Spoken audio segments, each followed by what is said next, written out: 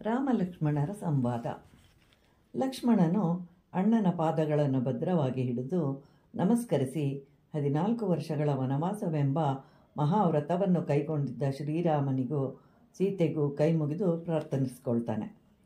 ಮೃಗಗಳಿಂದ ಆವೃತವಾದ ಅರಣ್ಯಕ್ಕೆ ಪ್ರಯಾಣ ಮಾಡಲು ನೀವು ನಿಶ್ಚಯಿಸಿರುವುದಾದರೆ ನಿಮ್ಮನ್ನನುಸರಿಸಿ ನಾನು ಅರಣ್ಯಕ್ಕೆ ಬರ್ತೇನೆ. ಧನಸ್ಸನ್ನು ಧರಿಸಿ ನಿಮ್ಮ ಮುಂಭಾಗದಲ್ಲಿ ಯಾವಾಗಲೂ ಇರ್ತೇನೆ. ನೀವಿಲ್ಲದೆ ನನಗೆ ದೇವಲೋಕವೂ ಬೇಕಾಗಿಲ್ಲ, ಐಶ್ವರ್ಯವೂ ಬೇಕಾಗಿಲ್ಲ. ಅನವರತ ನಿಮ್ಮ ಜೊತೆಯಲ್ಲಿರಬೇಕೆಂಬುದೇ ನನ್ನ ಅಪೇಕ್ಷೆ ಅಂತ ಹೇಳ್ತಾನೆ ಲಕ್ಷ್ಮಣ.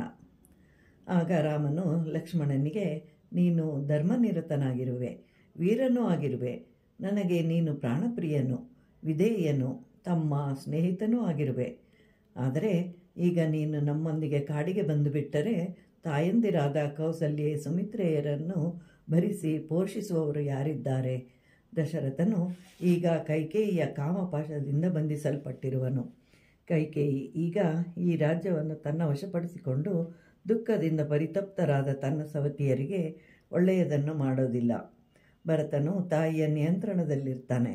ಆದ್ದರಿಂದ ಕೌಸಲ್ಯೆಯನ್ನು ರಾಜನ ಅನುಮತಿ ಪಡೆದು ನೀನೇ ಮಾಡಿದ ಸಂಪಾದನೆಯಿಂದ ಭರಿಸಿ ಪೋಷಿಸು.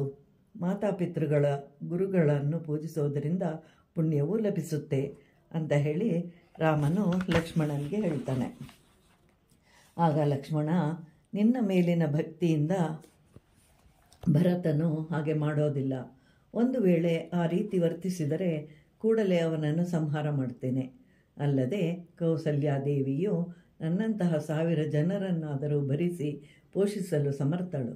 ಅವಳನ್ನು ಆಶ್ರಯಿಸಿರುವ ಗ್ರಾಮಗಳೇ ಸಾವಿರಾರು ಸಂಖ್ಯೆಗಳಲ್ಲಿವೆ. ಹೀಗಿರುವಾಗ ಅವಳನ್ನು ಯಾರಾದರೂ ಪೋಷಿಸಬೇಕೇ? ಅದೇ ರೀತಿ ಸುಮಿತ್ರೆಯೂ ಸಹ ಸಮರ್ಥಳು. ಆದ್ದರಿಂದ ಅವರುಗಳ ಬಗ್ಗೆ ಚಿಂತಿಸಬೇಕಾಗಿಲ್ಲ. ನೀನು ನನ್ನನ್ನು ಸೇವಕನನ್ನಾಗಿ ಮಾಡಿಕೋ. ನಿನ್ನ ಕೈಂಕರ್ಯದಿಂದ ನಾನೂ ಕೃತಾರ್ಥನಾಗ್ತೇನೆ. ಗುದ್ದಲಿ, ಮಂಕರಿಗಳನ್ನು, ಧನುರ್ಬಾಣಗಳನ್ನು ತೆಗೆದುಕೊಂಡು ನಿನಗೆ ದಾರಿ ತೋರಿಸುತ್ತಾ ಮುಂದೆ ಹೋಗ್ತೇನೆ. ಆಹಾರವನ್ನು ಒದಗಿಸ್ತೇನೆ. ನೀನು ಮಲಗಿದಾಗಲೂ ಎಚ್ಚರದಿಂದ ಇರುವಾಗಲೂ ನಾನೇ ಎಲ್ಲ ಕಾರ್ಯಗಳನ್ನು ಮಾಡ್ತೇನೆ ಅಂತೆಲ್ಲ ಪ್ರಾರ್ಥಿಸಿದ ಬಳಿಕ ರಾಮ ಒಪ್ಪಿಗೆಯನ್ನು ಕೊಡ್ತಾನೆ. ಲಕ್ಷ್ಮಣ, ನಿನ್ನ ಗೆಳೆಯರ ಅನುಮತಿಯನ್ನು ಪಡೆದು ಜನಕರಾಜನು ಮಾಡಿದ ಮಹಾಯಜ್ಞದ ಸಮಯದಲ್ಲಿ ಸುಪ್ರೀತನಾದ ವರುಣನು ತಾನಾಗಿಯೇ ಬಂದು ಜನಕನಿಗೆ ಭಯಂಕರವಾದ 2 ಧನುಸ್ಸುಗಳನ್ನು, ಅಭೇದ್ಯವಾದ 2 ಕವಚಗಳನ್ನು, ದಿವ್ಯವಾದ ಅಕ್ಷಯವಾದ ಬಾಣಗಳಿರುವ 2 ಬತ್ತಳಿಕೆಗಳನ್ನು, ಸೂರ್ಯನ ಕಿರಣಗಳಂತೆ ಪ್ರಕಾಶಿಸುವ ಹಾಗೂ ಚಿನ್ನದ ಹಿಡಿ ಇರುವ 2 ಖಡ್ಗಗಳನ್ನು ಕೊಟ್ಟಿರ್ತಾನೆ. ಅದನ್ನು ಜನಕನು ವಿವಾಹದ ಸಮಯದಲ್ಲಿ ಬಳುವಳಿಯಾಗಿ ಕೊಟ್ಟಿದ್ದಾನೆ. ಈ ಎಲ್ಲ ಆಯುಧಗಳನ್ನು ನಾನು ವಿಧಿವತ್ತಾಗಿ ಪೂಜಿಸಿ ಆಚಾರ್ಯ ವಸಿಷ್ಠರ ಮನೆಯಲ್ಲಿಟ್ಟಿದ್ದೇನೆ. ಅವೆಲ್ಲವನ್ನು ಈಗಲೇ ತೆಗೆದುಕೊಂಡು ಬಾ ಅಂತ ಹೇಳ್ತಾನೆ. ಲಕ್ಷ್ಮಣನು ಅಣ್ಣನ ಆಜ್ಞೆಯನ್ನು ಪಾಲಿಸ್ತಾನೆ.